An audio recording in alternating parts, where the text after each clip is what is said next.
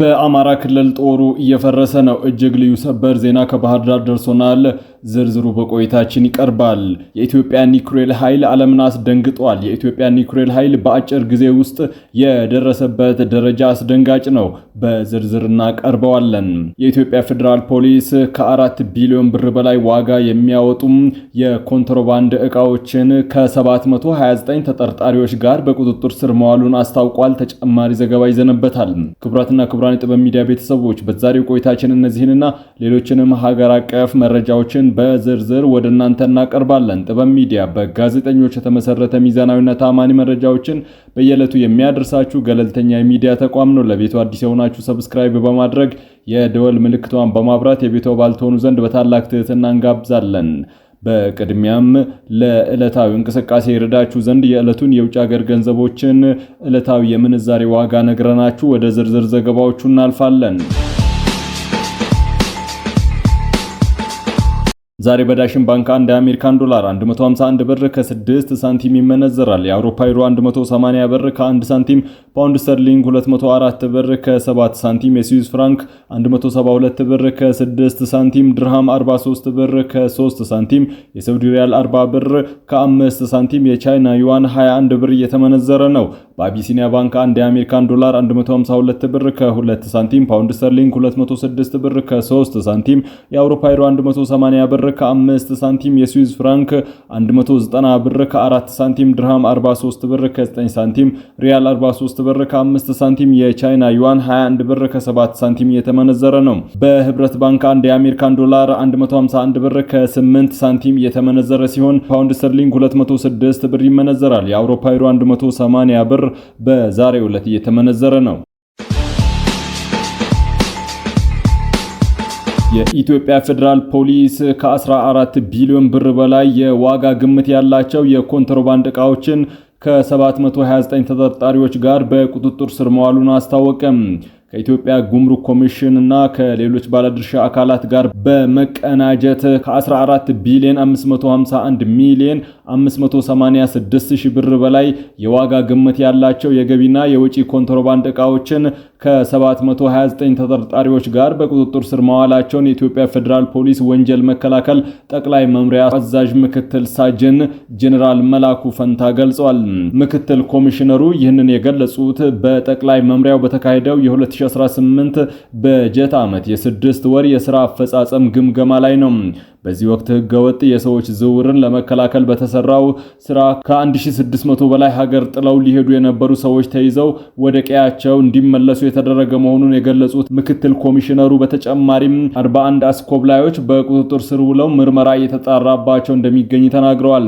አክለውም በአማራና ኦሮሚያ ክልሎች የሚንቀሳቀሱ ታጣቂዎች እኩይ ዓላማን በማክሸፍ በደቡብ፣ በጋምቤላ፣ በአፋር፣ በሶማሌ ክልሎች የተከሰቱ ግጭቶችን በመቆጣጠር ረገድም ጉልህ ድርሻ ተወጥቷልም ብለዋል። እንዲሁም በሀገሪቱ በሁሉም አካባቢዎች ያሉ 625 ግዙፍ ተቋማትና ኢንዱስትሪዎች እንዲሁም ታላላቅ ሀገራዊ የልማት ፕሮጀክቶችን በመጠበቅ የኢትዮጵያ ፌዴራል ፖሊስ አመርቂ ውጤት ማስመዝገቡን በግምገማው ተነስቷል።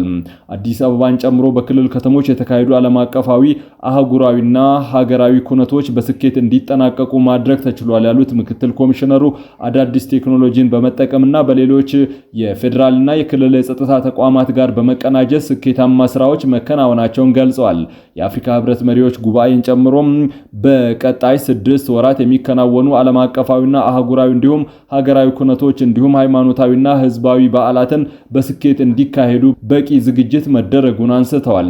በተጨማሪም 7ኛው ሀገራዊ ምርጫ በተሳካ ሁኔታ እንዲከናወን ለፖሊስ ሰራዊቱ ተከታታይነት ያላቸው የአቅም ማጎልበት ስልጠናዎች እንደሚሰጡ በግምገማው ማጠቃለያ መግለጻቸውን ከኢትዮጵያ ፌዴራል ፖሊስ ያገኘነው መረጃ ያመለክታል። ኦብነግ የማዕከላዊ ኮሚቴ ስብሰባ እያካሄደ መሆኑን አስታውቋል። የኦጋዴን ነፃ አውጪ ግንባር ኦብነግ በአመቱ ሁለተኛውን የማዕከላዊ ኮሚቴ ስብሰባ በጅግጅጋ ከተማ እያከናወነ እንደሚገኝ ተገልጿል። ቅዳሜ ዕለት ተጀምሮ ለ3 ተከታታይ ቀናት የሚቆየው ይህ ስብሰባ ባለፉት 6 ወራት የተከናወኑ ስራዎችን እንደሚገመግምና ቀጣይ አቅጣጫዎችን እንደሚያስቀምጥ ለማወቅ ተችሏል። የፓርቲው ምክትል ሊቀመንበር አህመድ አብዱላሂ ለዜና አውታሮች እንደተናገሩት በስብሰባው ላይ የድርጅቱ መዋቅር ላይ ውይይት የሚደረግ ሲሆን ይህም ለመጪው ብሔራዊ ምርጫ የሚደረግ ዝግጅት ነው። ኦብነግ በዚህ ዓመት በሚካሄደው ምርጫ እንደሚሳተፍ ማስታወቁ ተዘግቧል። ይህ በእንዲህ እንዳለ ከኦብነግ የተገነጠለው ሌላኛው አንጃ በበኩሉ በምርጫ የመሳተፍ እቅድ ይኑረው አይኑረው የገለጸው ነገር የለም።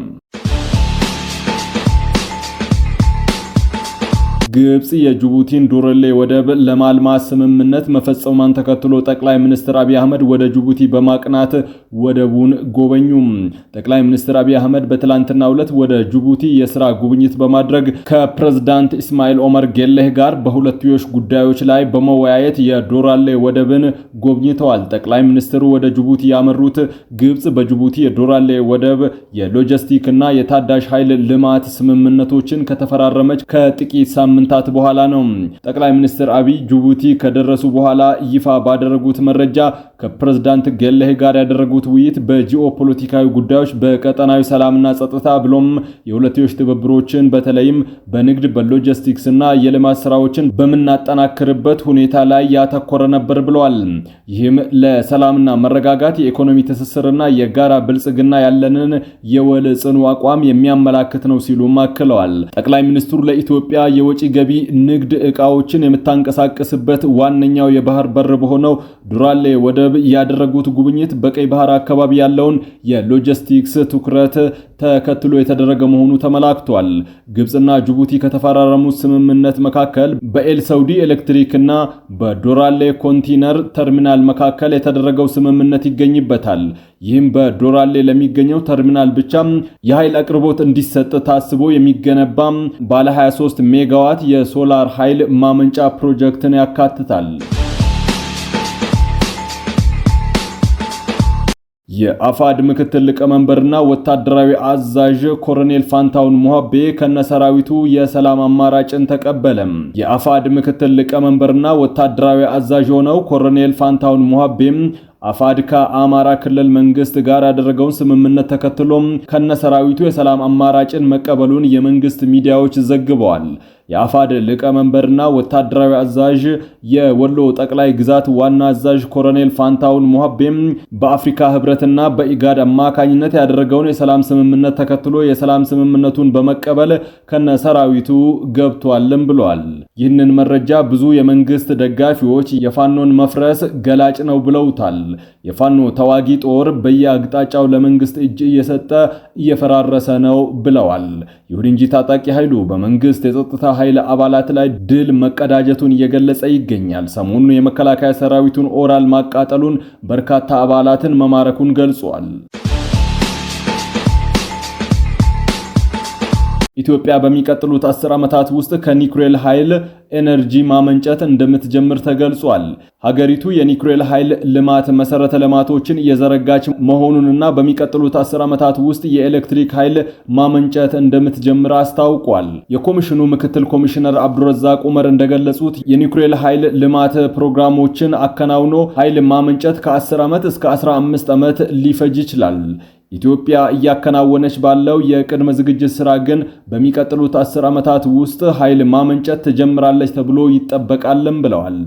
አክለውም ለስራው የሚያስፈልጉ ተቋማትን ማደራጀት፣ አስፈላጊ የሆኑ መሰረተ ልማቶችን መገንባት እንዲሁም የደህንነት ጥንቃቄ ስራዎችን በማከናወን ላይ መሆኗንም ገልጸዋል። የኒውክሌር ልማት ፕሮግራሙ የኃይል አቅርቦት ከአየር ንብረት ለውጥ ጋር በተጣጣመ መልኩ አስተማማኝ ለማድረግ ያለመ መሆኑን ጠቁመዋል።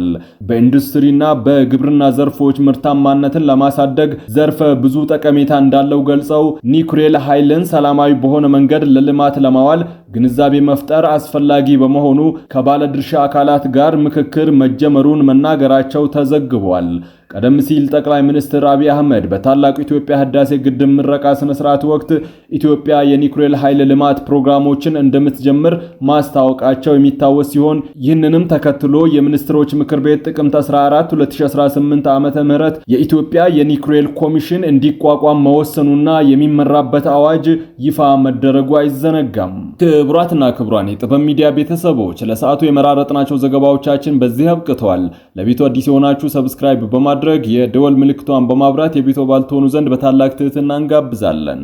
መረጃን ከጥበብ ስለተከታተላችሁ አመስግነን ተሰናበትን። ሰላም።